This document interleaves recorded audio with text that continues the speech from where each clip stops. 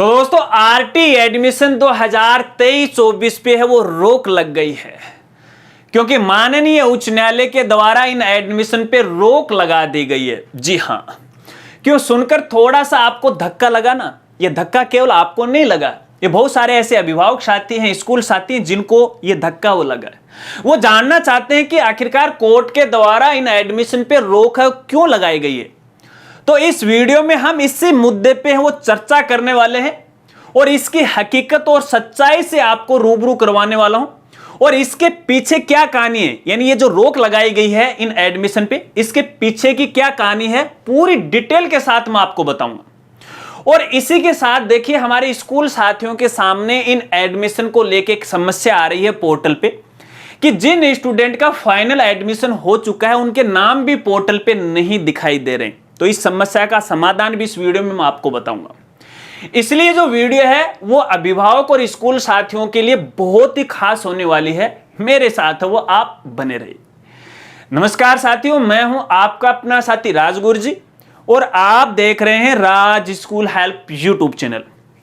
दोस्तों, वीडियो में आगे बढ़ने से पहले एक जानकारी मैं आपको देना चाहूंगा। देखिए, वीडियो काफी लंबी है बनने वाली, मुझे नहीं पता कितनी लंबी है बनेगी, क्योंकि मैं कभी वीडियो जब बनाता हूं तो कोई स्क्रिप्ट में नहीं लिखता हूं, मेरे दिमाग में जो आता है वो आपके साथ वो शेयर कर देता हूं। इसलिए वीडियो को आप स्किप मत कीजिएगा, क्योंकि यार आप वीडियो को स्किप कर देते हो और जो जानकारी मैं वीडियो में दे रहा होता हूं वही सवाल कमेंट में पूछते हो, इंस्टा पे मैसेज करते हो, मेल भी करते हो। तो भैया आपसे निवेदन है, पूरा ध्यान से सुन लीजिएगा और फिर विचार कर लीजिएगा।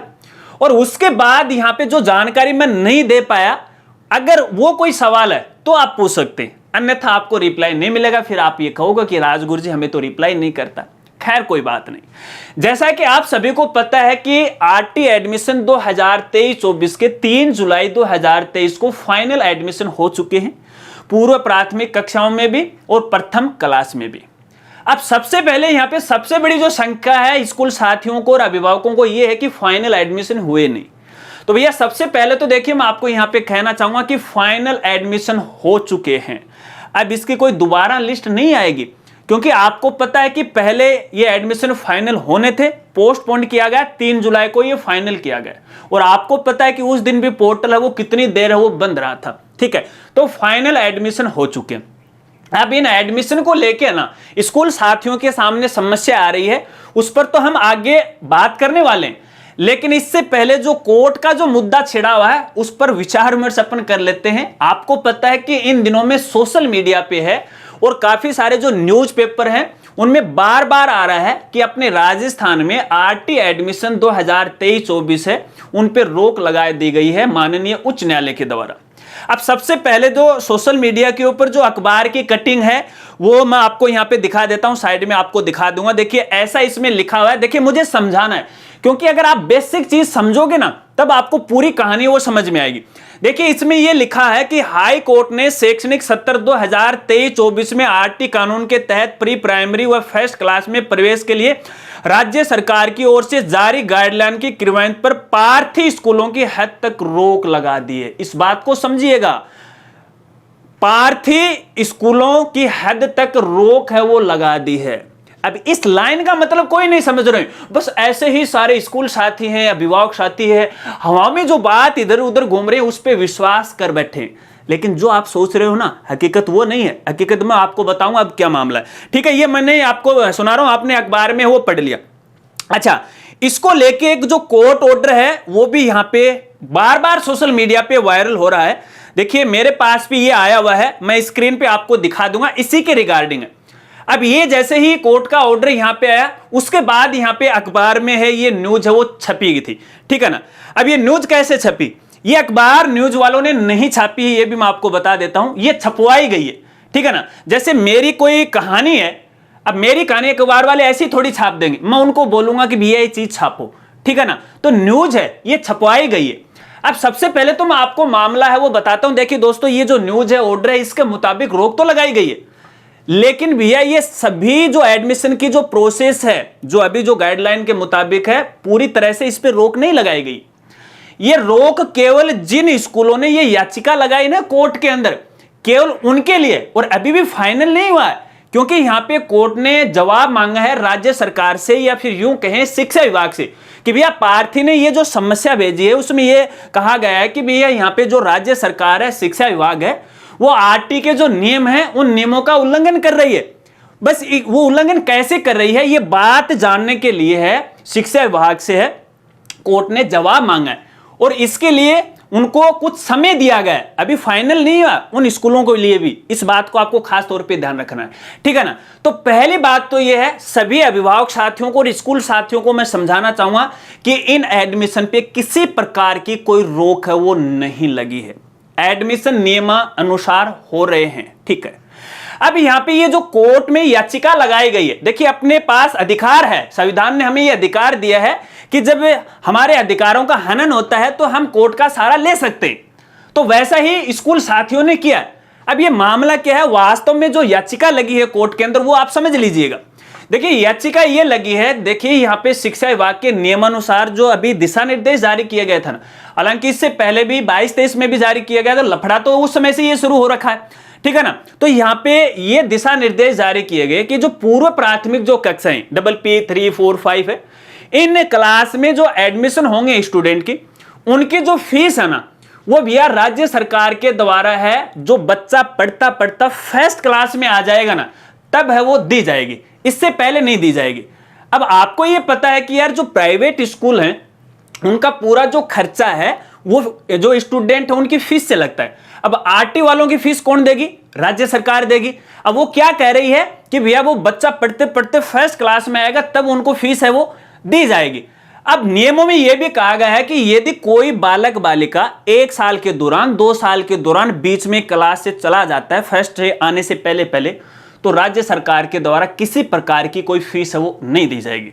अब सबसे पहला मेरा सवाल है अभिभावक साथियों से, एक बात और मैं आपको कहना चाहूंगा, देखिए मैं यहां पे किसी का भी पक्ष नहीं ले रहा हूं, ना तो मेरे जो स्कूल साथी हैं वो पक्षधर हैं, ना ही अभिभावक साथी हैं वो मेरे पक्षधर हैं। मैं एक सूचना का जरिया हूं, इस बात को आप पहले ही क्लियर कर लीजिएगा, क्योंकि कई बार मैं वीडियो में अगर मैं स्कूल के खिलाफ बोल देता हूं तो स्कूल वाले ये बोलते हैं कि आप अभिभावक का सपोर्ट लेते हो, अगर अभिभावक के खिलाफ बोल देता हूं या उनके पक्ष में बोल देता हूं तो भैया वो मेरे खिलाफ हो जाते हैं। तो सबसे पहली बात तो है कि देखिए मैं किसी का पक्ष नहीं लेता हूं, ना तो कोई मेरा प्रेमी है और ना ही किसी के साथ मेरी दुश्मनी है। एक क्लियर कट जानकारी मैं आपको दे रहा हूं ताकि आपकी शंका है वो यहां पे दूर हो जाए। अब अभिभावकों को एक बात मैं समझाना चाहूंगा, मान लीजिए आप कहीं नौकरी कर रहे हैं, ठीक है, और नौकरी वहां पे कर रहे हैं, आपको महीने के 10,000 रुपए दिए जा रहे हैं और शर्त आप पे ये लगा दी कि भैया ये 10,000 तो आपको पर मंथ दिए जाएंगे, लेकिन भैया ये फिलहाल नहीं दिए जाएंगे, जब आप यहां हमारे पास लगातार 3 साल नौकरी कर लोगे ना उसके बाद एक साथ इकट्ठा करके आपको दे देंगे, ठीक है। अगर इस दौरान आप बीच में रफू चक्कर हो गए तो आपको कोई पैसा नहीं मिलेगा। तो अभिभावक साथियों से मैं पूछना चाहूंगा, क्या आप वहां पे नौकरी कर लोगे? मेरे ख्याल से आप नहीं कर सकते। मामला बस कुछ ऐसा ही है, स्कूलों के साथ भी ऐसा ही हो रहा है, क्योंकि आपको पता है यहां पे फीस बगैर प्राइवेट स्कूल में काम नहीं चलता है और फीस सरकार नहीं दे रही है। अब देखने और सुनने में ऐसा आ रहा है कि जो स्कूल साथी हैं वो अभिभावकों से फीस मांग रहे हैं कि भैया जो पूर्व प्राथमिक कक्षाओं के बालक बालिकाएं जो आरटी के तहत है उनकी हमें फीस दीजिएगा, क्योंकि सरकार हमें फीस नहीं दे रही है। मैं आपको यहां पे कहना चाहूंगा, यदि वो बालक पढ़ते पढ़ते है ना वो फर्स्ट क्लास में आ जाएगा, फीस तो 100% मिलेगी, इसमें कोई दो राय नहीं है। लेकिन फिलहाल स्कूल साथी हैं इसका विरोध कर रहे हैं और इनका विरोध जायज है। मैं इनके पक्ष में नहीं हूं, मैं ये बोल रहा हूं कि ये जायज है, क्योंकि सरकार को हर साल है इनका भुगतान करना चाहिए। अब अभिभावक साथी आप ये बता दो कि मैं गलत हूं या स्कूल साथी गलत है या सरकार गलत है, अपनी राय कमेंट में मुझे जरूर बताएगा।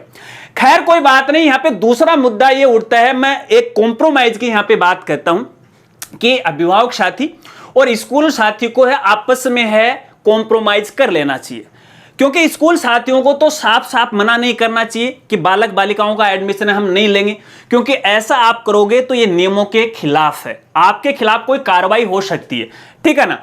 तो यहां पे कॉम्प्रोमाइज हो सकता है कि भैया जब तक सरकार हमें पैसा नहीं देती है तब तक आप अपने बालक बालिका की कुछ जो फीस है हमें दे दीजिएगा।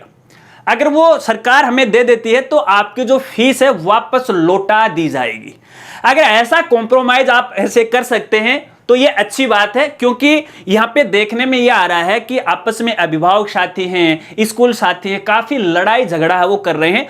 तो ऐसे में एक बच्चे की शिक्षा को तो वो भूल गए, केवल पैसे का मामला यहां पे आ गया है, ठीक है ना। तो कॉम्प्रोमाइज किया जा सकता है, काफी सारे अभिभावकों ने, स्कूल साथियों ने इस प्रकार का कॉम्प्रोमाइज है वो किया भी है, ठीक है ना। हालांकि ये नियमों के खिलाफ है, सही नहीं है, लेकिन एक अपने लेवल पे है वो हम कर सकते हैं, ठीक है। तो इस बात को आपको ध्यान रखना।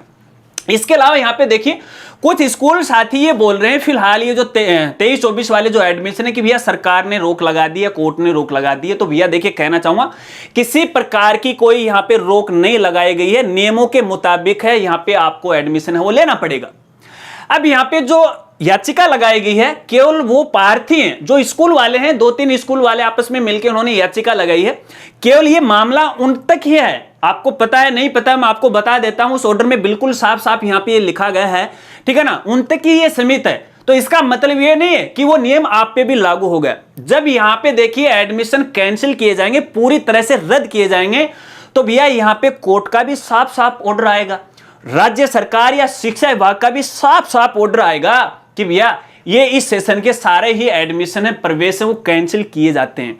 लेकिन ये कभी भी नहीं होगा, ना तो ये एडमिशन है कोर्ट कैंसिल कर सकता है और ना ही शिक्षा विभाग इनको कैंसिल कर सकता है, क्योंकि ये बालक बालिकाओं का शिक्षा का अधिकार है और शिक्षा का अधिकार किसी को भी छीनने का अधिकार नहीं है। माननीय उच्च न्यायालय को भी यहां पे नहीं है, इस बात को आप खास तौर पे ध्यान रखना। तो जो स्कूल साथी बार बार अभिभावकों को परेशान कर रहे हैं ना, देखिए मैं जब भी कोई बात कहता हूं ना पूरी अनथोटिक यहां पे कहता हूं, किसी से मेरा कोई लेना देना नहीं है, एक दिन बुरे फंसोगे अगर इसी तरह से आप चलते रहे। क्योंकि यहां पे काफी सारे प्राइवेट स्कूलों के संगठन बने हुए हैं, तो आपस में ग्रुपबाजी है वो होती रहती है, तो एक छोटी सी बात को लेके काफी वो बकवास करने लग जाते हैं और मुद्दा यहां पे बड़ा बन जाता है और सरकार जो सही फैसला लेने जा रही है वो भी नहीं लेती। अब तक आपने देखा होगा कि इन प्राइवेट स्कूलों के प्रति सरकार का कैसा रवैया है। तो भैया आप ऐसा मत कीजिएगा। सभी स्कूल साथियों से मेरा हाथ जोड़ के निवेदन है कि देखिए आपको नियमों का पालन करना पड़ेगा। हाँ ये गलत है, मैं मानता हूं, फिलहाल सरकार ने जो फैसला लिया है फीस वाला जो फेस्ट में देने की, ये गलत है, मैं भी इसके आपके पक्ष में हूं। जब आप मुझे कहीं ले चलोगे मैं आपके साथ हूं, लेकिन इसमें यार अभिभावक और बालक बालिकाओं का दोष क्या है मुझे ये तो बता दीजिएगा।